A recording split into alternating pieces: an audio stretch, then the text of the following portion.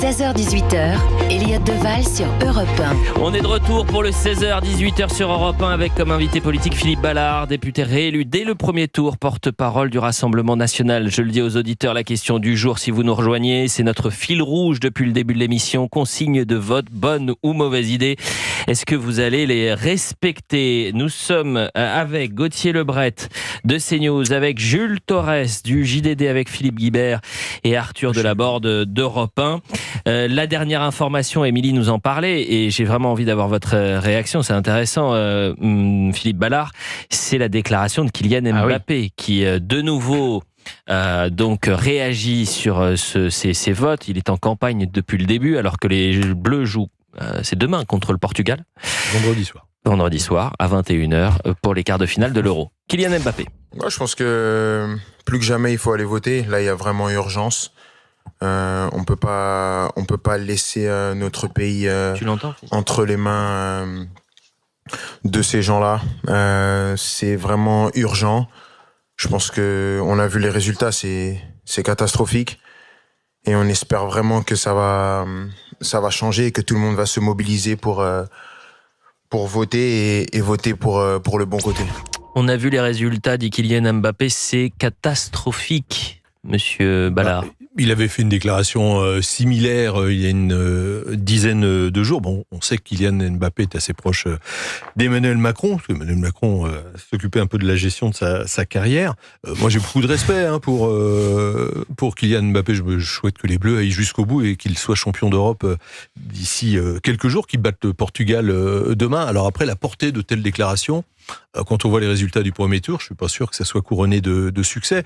Voilà, moi j'ai un profond respect, y compris même pour Marcus Thuram, qui a eu des mots beaucoup plus durs que Kylian voilà, on Mbappé. a vu les résultats, c'est catastrophique. J'imagine mal, allez, on va faire de la politique fiction, avoir Jordan Bardella Premier ministre, aller saluer les joueurs de l'équipe de France et d'avoir un face-à-face entre Kylian Mbappé et Jordan Bardella Premier ministre. Philippe Ballard, comment vous pourriez remettre un peu de calme et d'apaisement dans cette situation-là, avec les Bleus notamment? Le calme et l'apaisement, il est de notre côté. Enfin, je veux dire, on n'a aucune... Au contraire, on les soutient. Moi, je suis en train de vous raconter et de vous dire qu'on espère que l'équipe de France sera championne d'Europe. Voilà. Puis après, on peut peut-être rajouter un petit mot de commentaire. Est-ce que, tous ces footballeurs qui sont quand même bien payés, tant mieux pour eux, c'est peut-être la rançon de la gloire.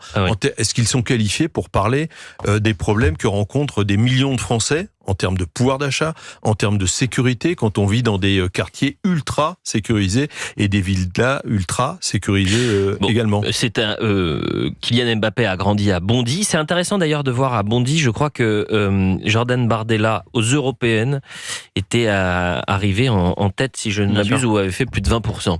Moi, ça me pose juste un problème. Kylian Mbappé, il est capitaine de l'équipe de France. Il est en train de jouer une compétition internationale où il représente tous les Français, où il est supporté par tous les Français. Il y a 11 millions de Français qui ont glissé un bulletin RN dans l'urne le week-end dernier. Sur 33 millions. Donc, ça pose quand même un problème parce qu'il est en train de jouer cette compétition où il représente tout le monde. Et la première fois qu'il avait fait une déclaration, il avait dit que peut-être il ne serait plus fier de porter le maillot des Bleus après le 8 juillet. Qu'est-ce que ça veut dire? Ça veut dire qu'il s'arrête de jouer à partir du 8 juillet si c'est Jordan Bardella le futur Premier ministre?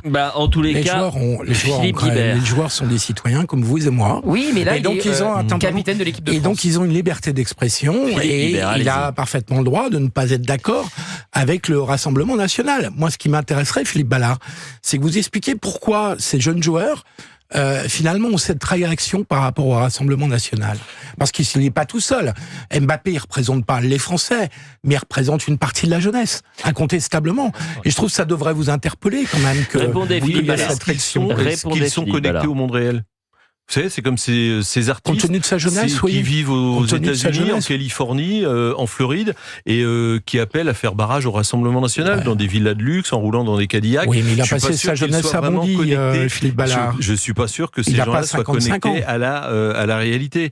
Et ces footballeurs même chose. Et encore une fois, on leur souhaite le meilleur pour la suite de la compétition, mais je pense qu'ils sont déconnectés des réalités. Il faudrait qu'ils viennent avec nous à la limite. Moi, je peux en emmener un ou deux dans ma circonscription. Puis là, ils vont voir la vraie vie et ils vont voir les préoccupations des gens. Et ils verront s'ils ont ces mêmes propos en ce qui concerne les thèmes de sécurité, de pouvoir d'achat, je vous trouve un poil méprisant parce que il a grandi à Bondy. Oui. Je pense qu'il a une partie de sa famille qui y vit toujours. Oui. Je pense qu'il n'est pas complètement coupé de la réalité. Donc je vous trouve un peu rapide Philippe, sur ce sujet. On est avec Pascal en direct. Vous venez d'Auvergne, vous avez 63 ans. Vous souhaitiez répondre à cette question, consigne de vote, bonne ou mauvaise idée. Mais au final, vous savez, on peut basculer un peu sur les autres thématiques. La déclaration de Kylian Mbappé, vous en pensez quoi, Pascal? Bonjour Pascal. Eh bien, bonsoir Elliot. Eh bien, écoutez, moi je trouve ça complètement déplacé. Pourquoi ? Parce qu'on se demande à l'équipe de France, c'est de bien jouer au football. Et pour l'instant, on ne peut pas dire s'ils sont, notamment Monsieur Mbappé, on ne peut pas dire que ça soit une vedette. Il y a 3 buts de marqués, dont 2 contre leur camp. L'Autriche et un autre pays. Donc à ce moment-là, déjà, s'ils se concentrent sur le match de demain, des personnes qui gagnent des millions d'euros, même davantage, est-ce qu'ils vont voir un peu, par exemple, un maçon, un couvreur, un plombier qui trime toute la journée et qu'on va lui demander son vote de dimanche dernier qui n'est pas bon, il faut voter, je dirais, des insoumis qui ont craché dans la soupe et qui ont vomi sur nos compatriotes de confession juive et qui se sont même pas excusés. Ils ne reconnaissent même pas le Hamas. Comment M. Glucksmann peut se mêler avec ces personnes ? Comment peut-on accepter le PS, les écolos et autres ? Comment peut-on accepter lorsqu'on a vu le drapeau du Hamas à l'Assemblée nationale ? Je ne peux pas, je suis très clair et je suis libre parce que j'ai été militant RPR avec M. Chirac. J'ai voté en 2017 pour Emmanuel Macron, j'ai cru au changement. J'ai revoté en 2022. Bon, monsieur Macron, mais là, attendez, là, en plus, il prend les gens pour des imbéciles. Soi-disant, la dissolution, c'est le résultat du vote. Et on apprend dans la presse que monsieur Macron avait discuté avec son papa que la dissolution était prévue depuis 2 mois. Son père a annoncé qu'il y a 2 mois, il lui avait déjà parlé de la dissolution. Mais c'est intéressant, Pascal, pardonnez-moi de vous couper, mais c'est vraiment ce qui est saisissant depuis le début de l'émission, c'est que on a des dizaines d'auditeurs qui réagissent. Beaucoup aujourd'hui semblent désabusés. Beaucoup ne votaient pas pour le Rassemblement national ces dernières années ou à ces précédentes élections. Tout à fait. Et aujourd'hui, on sent que c'est aussi un vote de colère, un vote de rejet. Merci beaucoup, Pascal, pour votre témoignage. On est avec Viviane. Viviane, bonjour. Comment allez-vous ? Bonjour, Elliot. Eh bien, écoutez, je suis ravie parce que je vous admire. Je vous écoute. Oh, merci Viviane. Mais ainsi que Charlotte, j'aime beaucoup Charlotte, je la regarde. Charlotte, Gauthier aussi. Gauthier un peu ou pas ? Mais Gauthier, il est tout le temps avec son téléphone dans le studio. Il s'en fiche, franchement. Depuis qu'il est le favori de Cyril, que j'adore. Oui, Cyril Hanouna. Il a le melon un peu, hein. Oui, c'est ça. Ah oui, il a le melon. Non, c'est ça. C'est son problème. Vous savez, Viviane, on a vécu le Covid, c'était vraiment une grande pandémie, mais il est à la melonite qui déferle dans ce studio avec un certain Gauthier. Vous vouliez répondre, monsieur Lebray ? Non, je n'ai rien à vous dire. D'ailleurs, je n'ai plus rien à vous dire. Vous dites ça à Viviane ? Non, pas Viviane, elle dit ce qu'elle veut. Non, Viviane, elle dit ce qu'elle veut, mais... Disons que les masques tombent en cette période. J'aime beaucoup toute votre équipe. Voilà, je voulais vous dire que moi, je ne sais toujours pas, je change toutes les heures pour savoir pour qui voter. Donc je ne peux pas faire partie des statistiques. Oui, alors au premier tour, j'ai voté pour monsieur Bollot, qui est Ensemble pour la République. Et puis le deuxième tour, écoutez, depuis que j'ai entendu Édouard Philippe là, qui se ralliait aux communistes, qui disait voter communiste, je dis non, la droite, mais c'est pas possible, j'ai toujours voté la droite, mais là pour moi c'est pas possible. Alors j'hésite entre le Rassemblement national ou voter blanc, je ne sais plus. Écoutez, on va parler justement des indécis juste après la pause. Si vous souhaitez réagir comme Viviane qu'on salue, 01 80 20 39 21, appel non surtaxé. Restez avec nous pour la dernière partie de cette émission. Philippe Ballard est notre invité politique, porte-parole du Rassemblement national.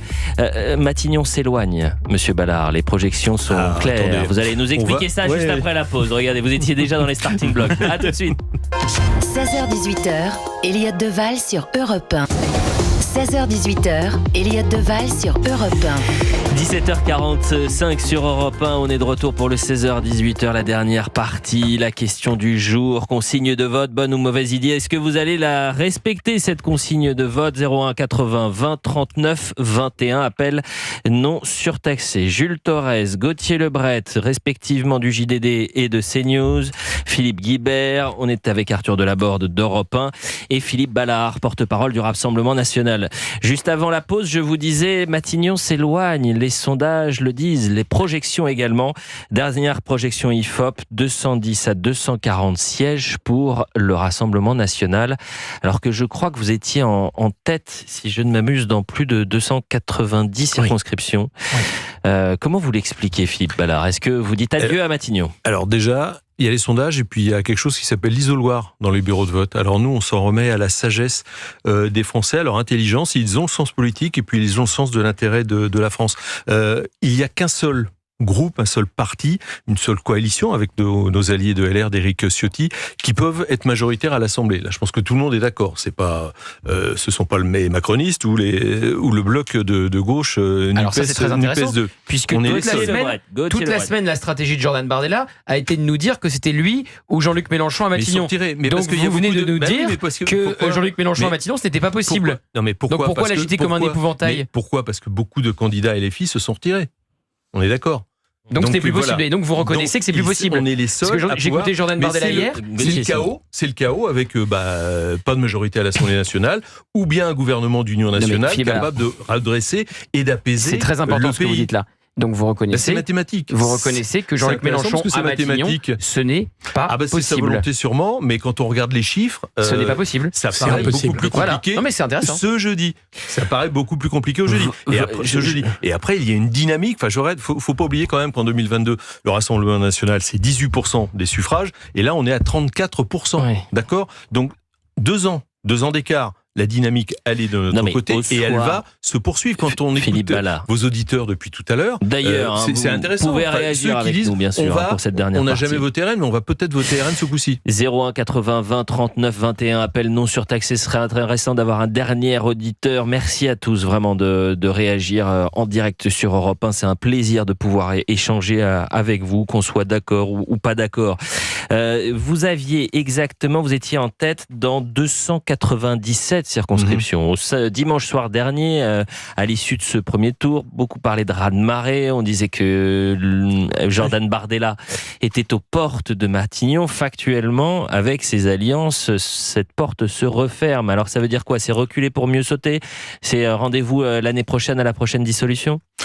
C'est déjà, mais les Français l'ont compris, comme le disait Marine Le Pen ce matin, il y a un syndicat des perdants qui s'allie pour garder leur siège. Voilà, c'est pas glorieux, parce que qu'est-ce qu'il y a de commun entre le programme du nouveau Front populaire et des macronistes? Il y a rien. Enfin, juste faut. Alors attendez, on va être quand même concret et factuel. Pour quelqu'un qui se situe dans la majorité-minorité présidentielle, est-ce qu'il va accepter, si on s'en réfère au programme du nouveau Front populaire, de désarmer la police, d'ouvrir les prisons pour vider 20 000 prisonniers? Si, c'est tout. Il n'y a rien de tout ça prévu. Non mais d'accord, mais ça vous le dites parce que c'est des éléments de langage qui vous arrangent là, mais c'est le programme du nouveau Front populaire. LBD, mais d'accord, mais s'ils veulent faire un gouvernement de coalition, il faut quand même trouver un plus grand dénominateur commun. Il n'y a rien de commun. Le matraquage fiscal, est-ce que les macronistes vont être d'accord? Enfin, il n'y a rien de commun, il y a un seul objectif, c'est je garde mon siège. Philippe Guibert, vous souhaitiez réagir. Il y a le gouvernement d'union nationale. À vous, il n'y a aucun accord aujourd'hui entre l'ex-majorité présidentielle et le nouveau Front populaire. Il y a juste un accord négatif. Mais vous plaisantez. Il y a juste un accord négatif. Ils veulent gouverner ensemble? Non, ils ont pas. C'est ce qu'on entend. C'est ce qu'on entend. Marine Tondelier, elle a fait la une de Libé pour dire qu'elle était d'accord pour une coalition. Attendez, ils ont dit, il y en a qu'on dit avec avec LFI, il y en a dit d'autres qu'on dit sans LFI. Pour l'instant, je ne vois pas de projet de coalition. Il y a juste une volonté. S'il vous plaît. Vous avez hiberné toute cette semaine, Philippe ? Non, je suis désolé, il n'y a aucun programme de gouvernement. Il y a rien. Au-delà du programme de gouvernement. Il y a un projet juste de faire barrage au RN. Voilà, c'est tout le programme pour la France. C'est glorieux. C'est pas vendeur. Tous en même temps, s'il vous plaît. Et en plus, il y a Anne qui nous attend. Je salue Anne. Vous imaginez, c'est pas facile pour moi, chère Anne. Vous êtes dans la Haute-Garonne. Ils veulent tous prendre la parole. Ils ne s'écoutent jamais. Le père la morale. Vous voulez pas venir en plateau en studio? Je la prends la parole. Alors allez-y, c'est vous qui avez le pouvoir. Je le dis depuis le début de l'émission. Allez-y, Anne. Voilà. Donc moi, je réponds à la question. Non, je ne suivrai aucune consigne de vote. Voilà. J'ai 58 ans, donc je vote depuis très très longtemps. J'ai toujours voté à droite. Voilà. Aux dernières élections présidentielles, j'ai voté blanc. Je ne voulais ni de Macron ni de Marine Le Pen. Et j'ai voté RN pour la première fois aux élections européennes. Voilà. Et donc là, j'ai remis un bulletin RN dans ma circonscription. Bon, bien sûr, c'est la gauche et LFI en Haute-Garonne. Voilà. Mais et quand j'entends M. Mbappé qui me parle qu'il faut voter pour le camp du bien, mais enfin, qui décide qui est le camp du bien, le camp du mal ?